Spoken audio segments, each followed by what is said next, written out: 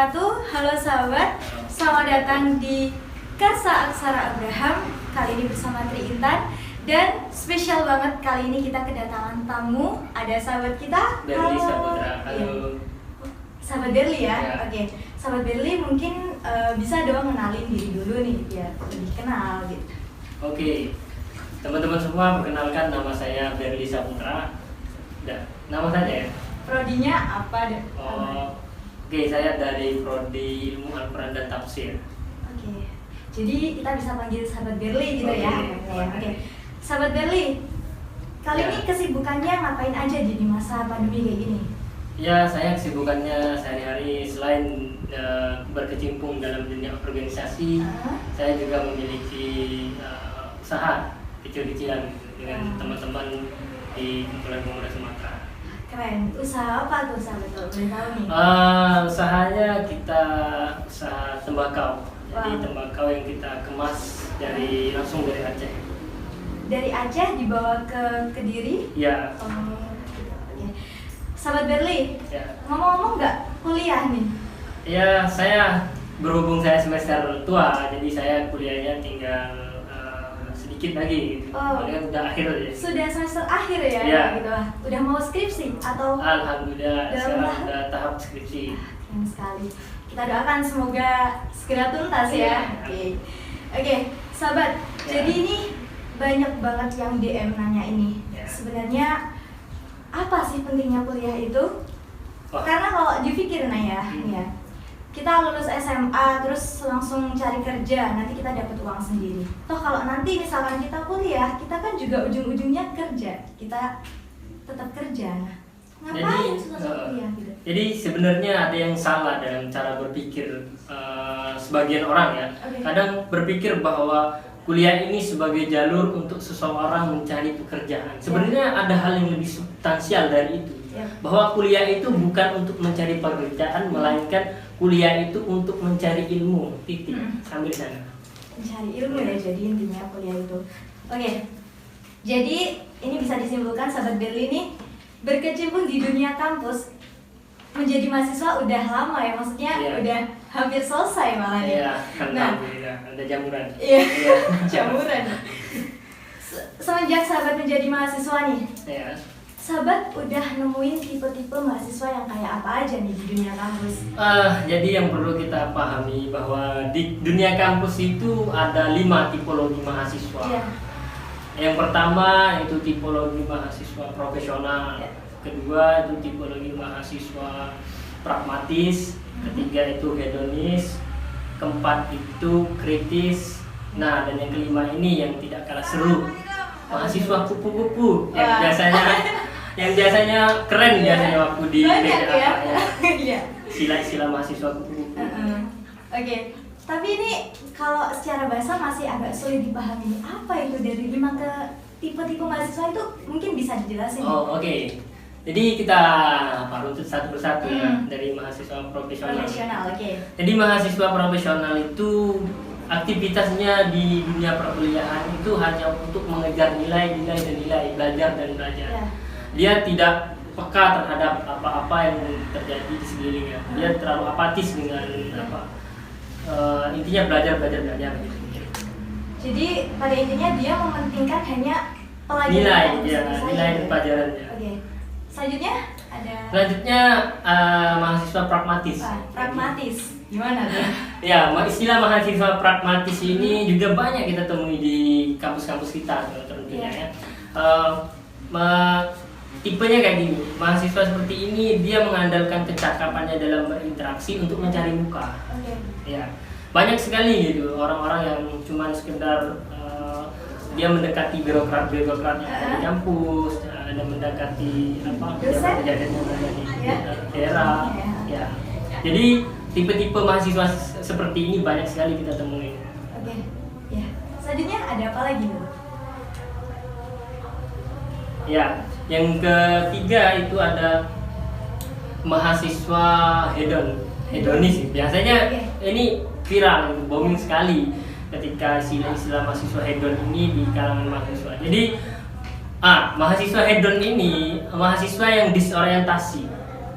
Dalam artian dia tidak memikirkan lagi tentang belajar dan belajar, malah dia hidupnya hanya untuk kesenangan, berpoya-poya, kerjaannya hanya mementingkan passion dan lain sebagainya. Jadi mahasiswa-mahasiswa seperti ini lebih parah dari mahasiswa profesional gitu. Jadi bisa dikatakan dia kuliah itu hanya mencari sensasi. Iya, bisa dikatakan seperti itu. Hedonis. Iya, hedon. Jadi yang keempat itu ada keempat. Yang keempat itu mahasiswa kritis.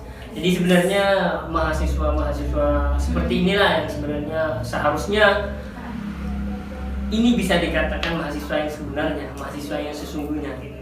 Karena mahasiswa seperti ini adalah mahasiswa yang mampu menjadi solusi di dalam problem setiap mereka di dalam komunitas mereka mampu menjadi solusi, di dalam organisasi mereka mampu menjadi solusi, dan mereka peka terhadap kebijakan-kebijakan yang ada di kampus dan kebijakan yang ada di luar kampus, karena mereka mempunyai pisau analisa yang begitu tajam terkait dengan semua kebijakan yang dikeluarkan oleh Mas.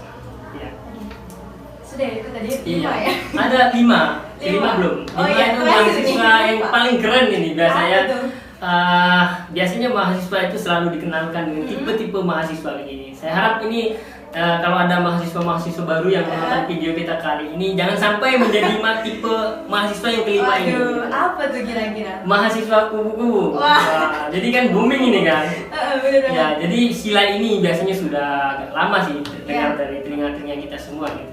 Mahasiswa seperti ini itu ke kampus pulang, kampus pulang, kampus ke kos nonton drakor dan lain sebagainya. Ke kampus kontrakan, intinya kerjaannya banyak dihabiskan dengan rutinitas seperti itu. Tapi kalau berbicara tentang mahasiswa kupu-kupu, sangat disayangkan sekali nggak sih? Kita bisa katakan bahwa ini sangat disayangkan sekali gitu. Waktu mudanya, seharusnya waktu muda itu digunakan untuk melakukan semua aktivitas yang belum pernah kita coba di waktu kita masih kecil gitu. Seharusnya kita wujudkan di waktu lagi muda, waktu masih muda. Karena waktu muda itu tidak akan terulang 2 kali. Setelah ini setelah tua baru merasakan kehidupan. Iya. Oke, dari kelima tipe-tipe mahasiswa yang Sahabat Berli sudah pernah temui di dunia kampus nih, Sahabat Berli mengkategorikan dirinya sendiri nih masuk ke yang mana nih kalau gitu? Saya tidak bisa mengatakan saya mahasiswa yang seperti apa sih. Sebenarnya ini teman-teman semua yang bisa menilai, teman-teman yang para viewer ini, para subscriber di YouTube kita ini. Mungkin mereka bisa menilai dengan cara mengkomen saya itu tipe mahasiswa yang seperti apa gitu. Jadi jangan lupa komen ya. Komen di bawah. Tapi enaknya gini lah ngomongnya. Semenjak Sahabat Berli nih menjadi seorang mahasiswa, udah ngelakuin apa aja nih? Semenjak saya menjadi mahasiswa sudah melakukan apa saya? Sebenarnya banyak saya dan khususnya dengan sahabat-sahabat saya melakukan sebuah gerakan-gerakan khususnya di ranah kampus, di ranah luar kampus. Jadi sebenarnya saya dan sahabat-sahabat saya yang lain kita aktif di dalam organisasi, kita aktif dalam bidang organisasi baik itu internal maupun eksternal kampus.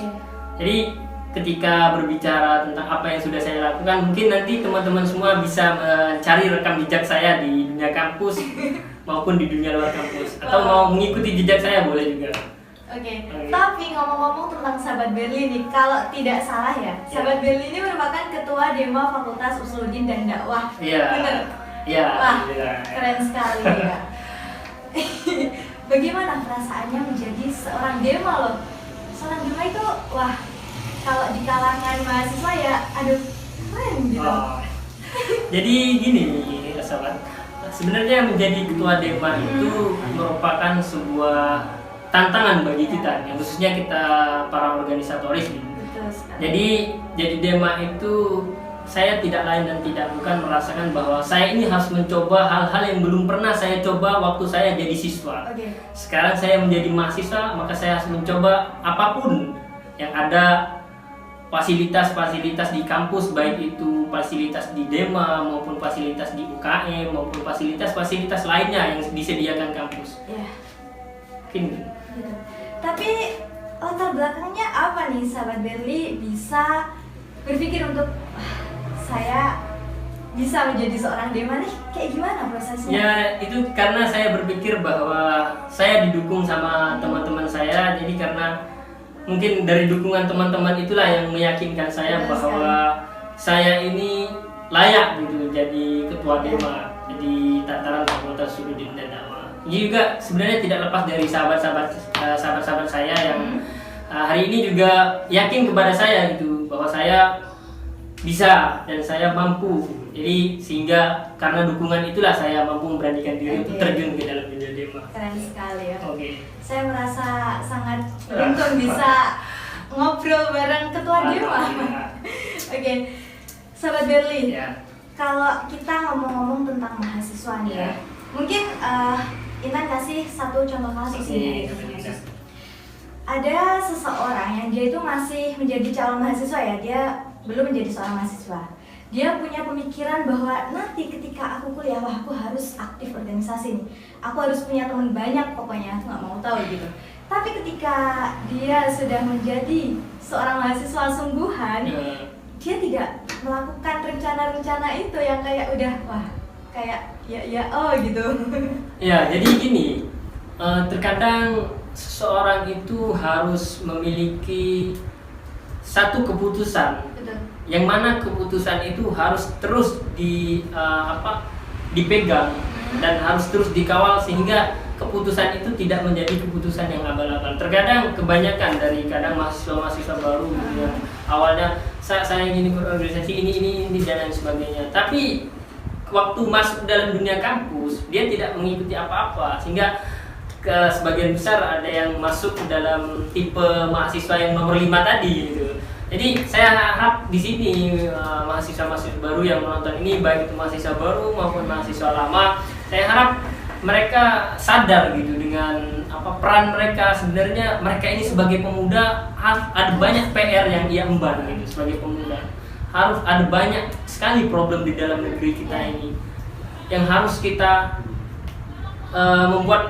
yang harus menjadikan diri kita ini sebagai solusi dari permasalahan-permasalahan itu.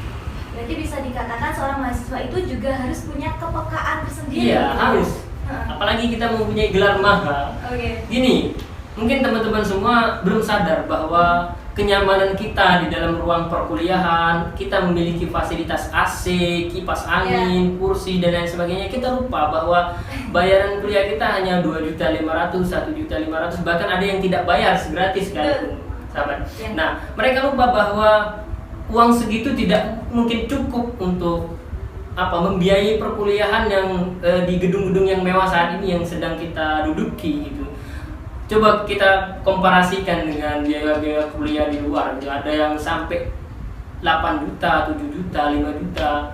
Nah, itu pun terkadang masih kurang gitu untuk biayai. Nah, kita hari ini enak gitu, ditopang oleh negara gitu.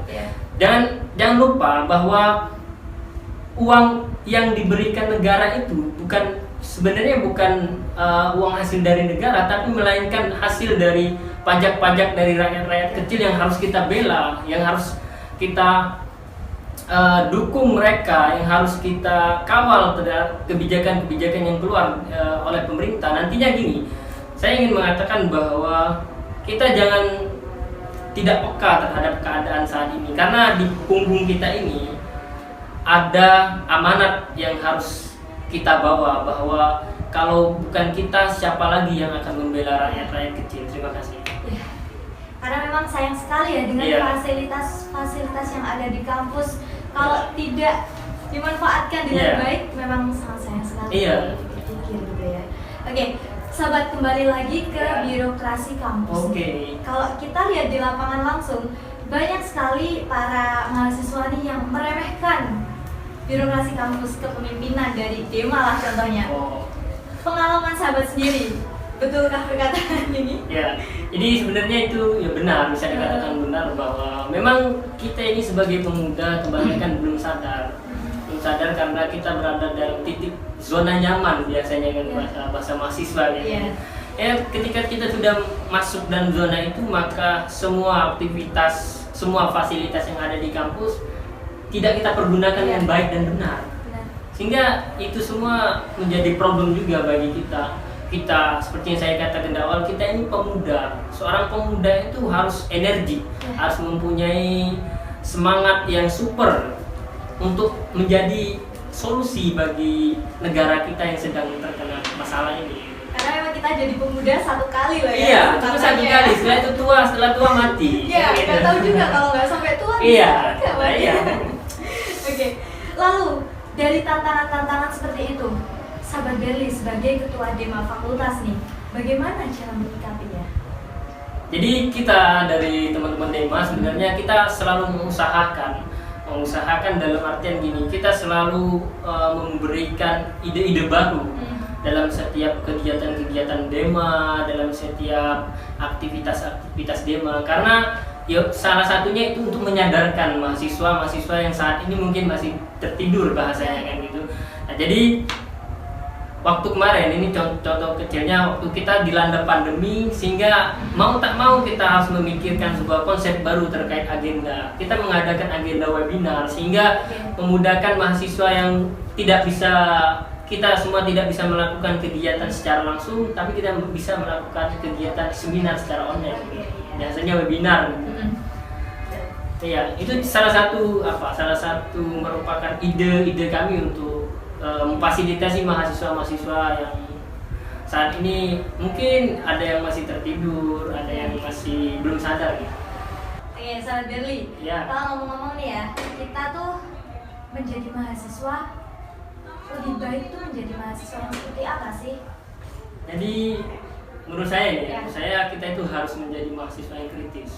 Karena kita harus menjadi solusi dari setiap, maksudnya kita di lembaga kita harus bisa menjadi orang yang bisa memberikan solusi.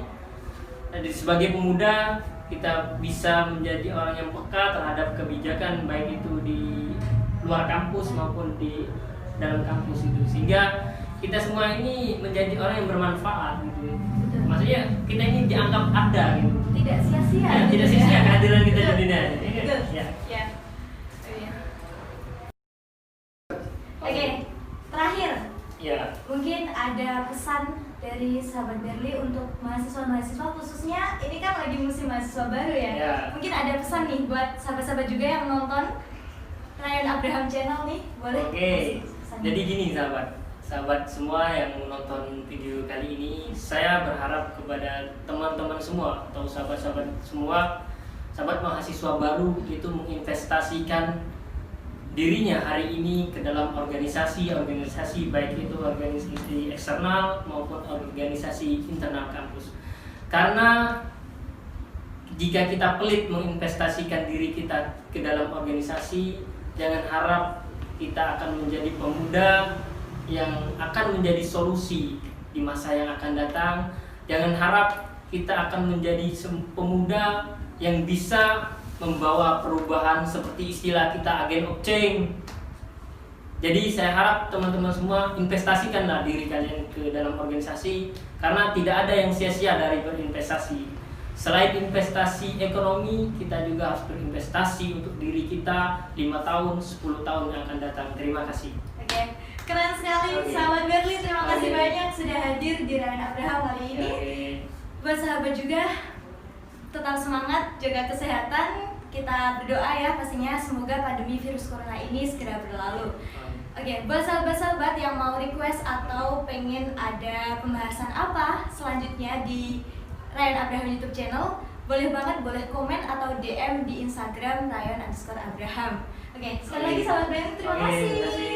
Sekian, wassalamualaikum warahmatullahi wabarakatuh. Jangan lupa like and comment and subscribe.